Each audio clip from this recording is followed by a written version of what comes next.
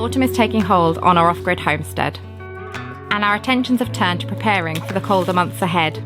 We have chickens that need processing, food to harvest and store, and firewood to split and stack. I'm trying to work out whether this year's been a good year or a bad year, actually, for growing food. And I have to say, we've done more. We've definitely done more this year than we have managed to do in the past, because we've had the polytunnel already sort of set up, although there's more to do. We need to automate that watering. Berries and things have actually done well in the end. They ripened and we had loads, but that could be because they've been in so many years now and they've established. And we've had loads. We've been able to make jams. We've had a good plum year, had a good blackberry year, and it's been good for potatoes and onions. We've got enough onions to last the year easily if they store well. I was trying to go for heritage varieties of everything. There was only one thing we didn't grow that was heritage, and that was because I got sent the wrong thing. That was a tomato that's really orange. I think it's called Sunset or something like that. And that, I think, is an F1 hybrid thing. So that didn't work out, because I was hoping to have the different colours. Orange is a hard one to get, a sweet one in heritage form. And the reason for doing that is, you hear about this stuff in America where they eventually, if we go down this road of having these genetically modified things, especially if we go down the road of having genetically modified, the company that makes them sort of owns the rights to that, and eventually you won't be able to collect that seed and use it. They've sued people in America for using the seed if they collect it off their own farm, because they own the rights. They're trying to. So really what we need to do is use as naturalist thing as we can, because in the end they're going to try and control that seed bank. It's already been shown to be doing that in America, and the way things are going, it's only going to get worse. The controls that are coming in, like register your chicken now, are only going to get worse when it comes to growing food. So go down the heritage route and collect the seed is my opinion. But we've tried some new things this year. We've got and ignore the weeds. Look, it's been a really hard year. We've got weeds everywhere. I need to cover the beds with wool if I can to keep the weeds down. Oh my god, I've been weeding all year. I've been weeding continuously, stinging nettles everywhere. So, I mean, it's meant to be a good sign. Stinging nettles meant a good sign of fertile soil, isn't it? But yeah, we know it's fertile. I just don't need it as weedy. Loads of salad. Loads of leaves, loads and loads of leaves. Behind all this weed, there's carrots, and we've got parsnips. Obviously, runner beans, they're a nightmare because they're a very high productive thing, and we constantly have to blanch them and freeze them, which is also good if you've got time. It's been hard. Time has been major this year. But we've been busy doing other things, so once these other things are done, maybe next year I can get more on this. But it's definitely better than it has been before. There's one in there, it's absolutely huge. They're quite weighty. I've actually had to put a bit of iron in there to hold it up. Real heavy thing. And you're meant to be able to steam them and stuff and have it. I've never had that in my life. I've never had that. And I still haven't got round to actually eating the bloody thing, which is a bit of a shame. But I know I can grow it. And they look like they're quite big. And that's quite a large thing, it's a heavy thing. And we've got this giant pumpkin here. It's largely an orange as well. We've got quite a few pumpkins. Another great big artichoke over here. This one's enormous. For some reason one's more leaf and the other's more artichoke. I don't know what happened there. But we grew some different squash this year. That one, honeydew. We've been eating them and they're really nice. Actually, I'll definitely grow them again. They're not as abundant as the winter squash, the Waltham ones. They've grown absolutely balmy. Got loads of them. And you can see it hanging, look, squash hanging up round there. On there, on there, on there. One hiding in there. There's another one. God knows what's hiding in that leafy lot. There's one in there. There's a nice one there. There's loads in here. It's absolutely loads in under this leaf. It snaps so easily. Got another big pumpkin growing in here. Size it in. Size that. And there's loads growing the other side of this fence. And this one I ended up putting on a bin.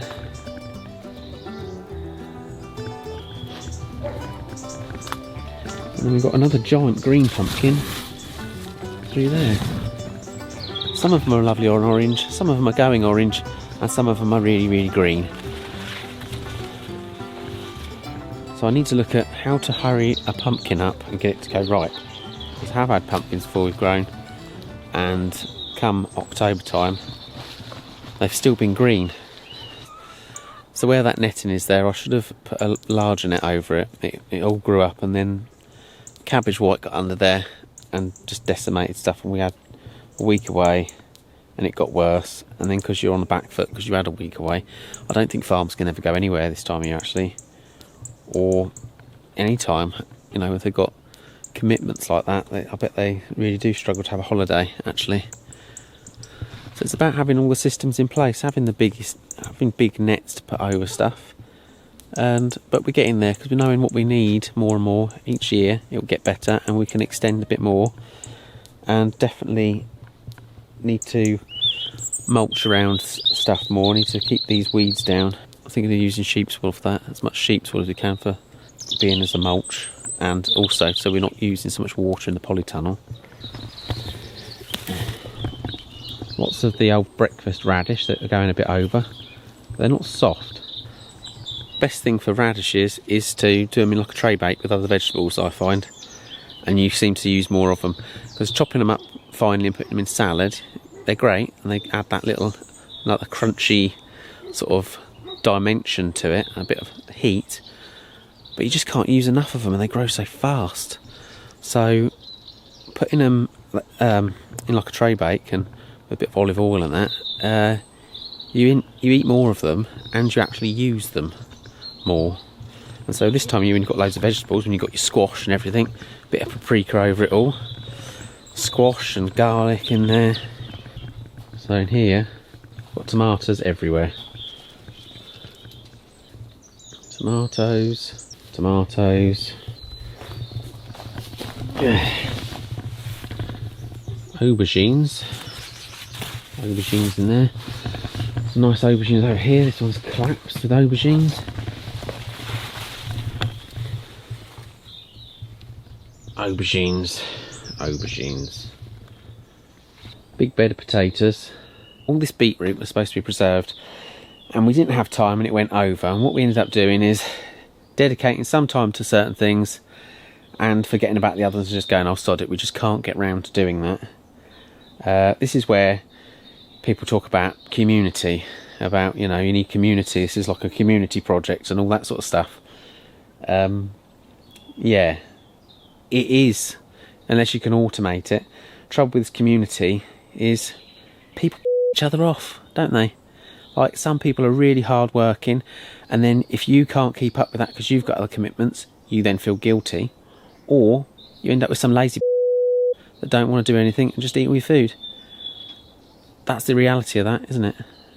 And I love having a laugh with people, and I get on with most people. Do I get on with most people? Probably, but I wouldn't want to be living in a community unless it's a sort of a share. People do work and they share, a barter, trade. Fairness is actually, I think that's what annoys me most of all, if things are unjust and unfair. So when it comes to that sort of thing of community, you know what society's like. You get your workers and you get your shirkers. It's a romantic vision that people have, isn't it, about sense of community, and I think it can work, but there's still got to be people in charge, and I don't want to be in charge or have anyone in charge of me, really. So I think a lot of off-grid people probably feel that way. Some people feel that community might be the way, but it hasn't got to be living on the same land. If people have got their own bits of land and they're all doing that sort of thing, then I believe they come together, have a barn dance, and that sort of thing can work, and share and barter. I've got this, and you know, I've got chickens, and someone else has got beef or whatever. That can work. But this idea of all being, unless a family, of course, family different. Family, you have to look after your family. Looking after everybody, no, not really. This year has been such a cool year for growing these warm things. Been a bit useless. So last year we grew some watermelons, and it was meant to be a bad year for watermelons, but we still got pretty large watermelons that were good. This year, tiny watermelons, and the watermelons have basically died back already because it's too cold. This time of year, basically all of our fruit and veg is from here.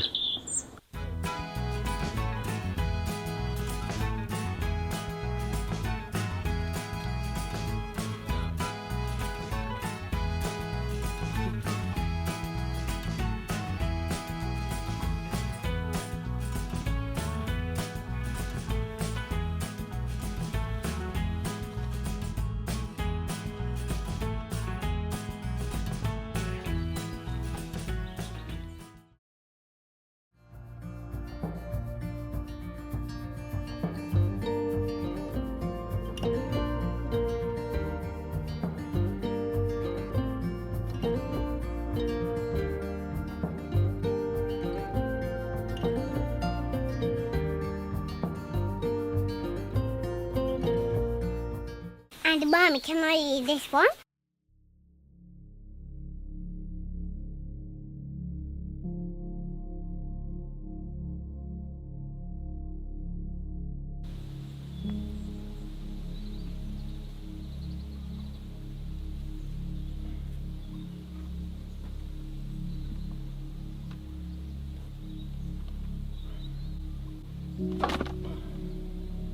This is probably the smallest one we've got, because they were chosen because the hens were good layers, not really for meat birds, but he's going to make some sort of burger.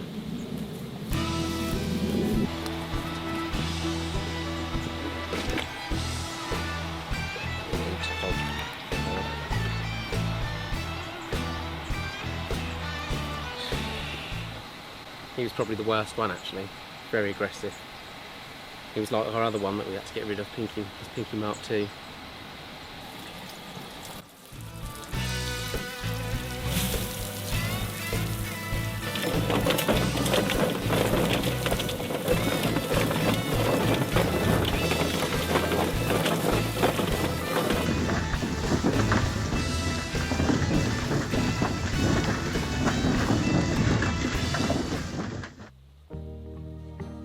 Processing chickens is something we always do together because it makes it more efficient.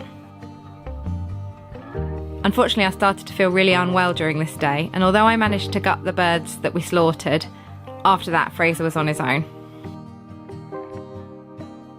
Oh God, there's just no room.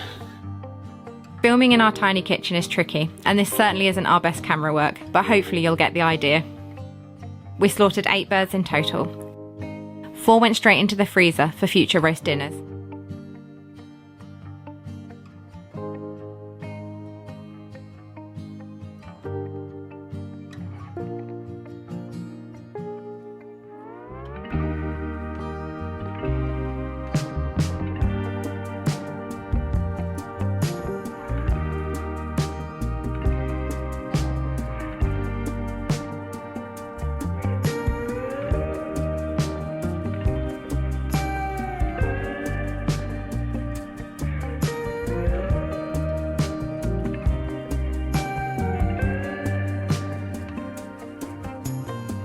I just about held it together enough to help with making the sausages.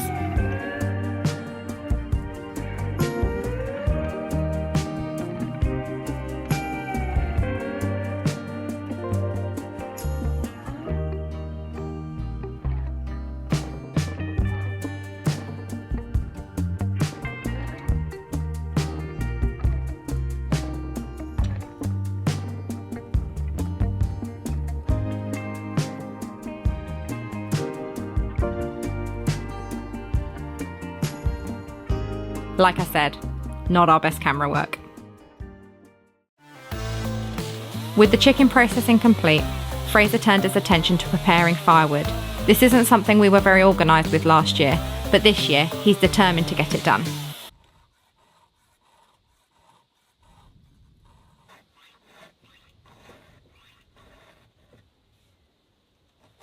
Without any thought, I keep moving on. I don't even care if my soul is gone. So many words that I should have said. Not concerned about how to live instead. Just open your eyes and take my advice. Stop pulling the dice and just compromise. It's the chance of your life.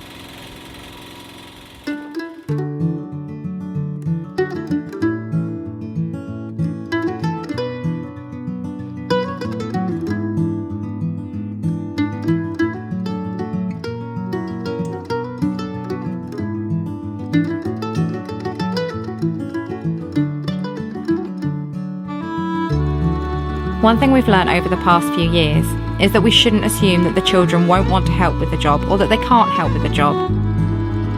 We never would have thought a 2-year-old could stack logs. But we find when we're working together, Grace and Albie always want to be involved. And whilst they might not always finish the jobs they start, for now we're just happy that they're here with us, giving it a go.